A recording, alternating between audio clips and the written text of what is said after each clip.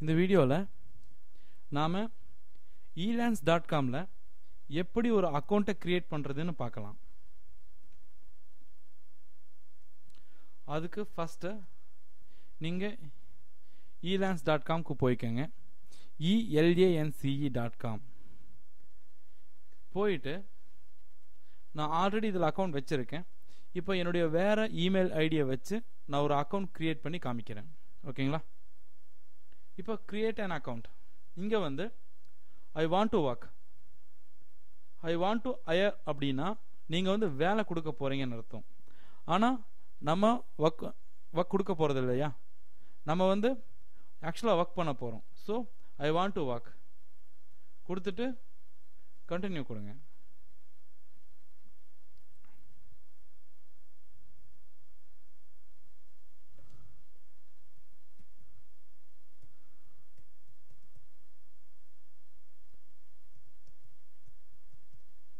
உங்கள் email address,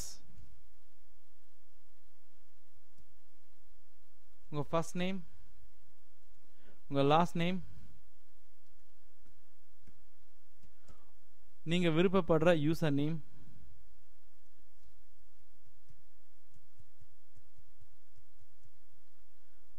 உங்கள் password,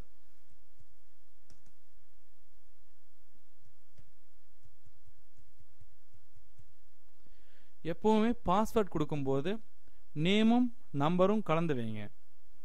வெறும் நம்பர் இல்லாட்டி வெறும் நேம் மட்டும் கொடுக்காதீங்க. இப்போ அக்கௌண்ட் டைப் வந்து இண்டிவிஜுவலாக இல்லை கம்பெனியான்னு கேட்குது. ஆக்சுவலாக எப்போவுமே இண்டிவிஜுவல்னு கொடுத்துருங்க.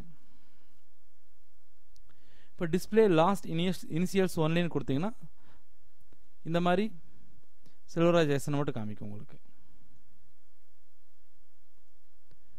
உங்களுக்கு ஓடஸ்க்கு எப்படி தெரியும், உங்களுக்கு எப்படி தெரியுமோ அப்படி கொடுங்க.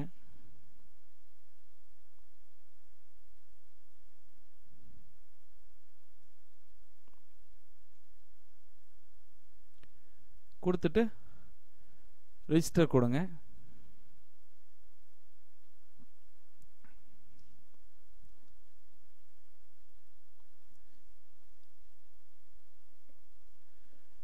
இப்படி தான் நீங்கள் elance.comல ஒரு அக்கௌண்ட் கிரியேட் பண்ணணும். இதுக்கு மேலே நீங்கள் ஸ்கில் என்டர் பண்ணணும், மற்ற விஷயத்தெல்லாம் பண்ணணும். அது எப்படி பண்ணுறதுங்கிறத அடுத்த வீடியோவில் நம்ம பார்க்கலாம். தேங்க்யூ.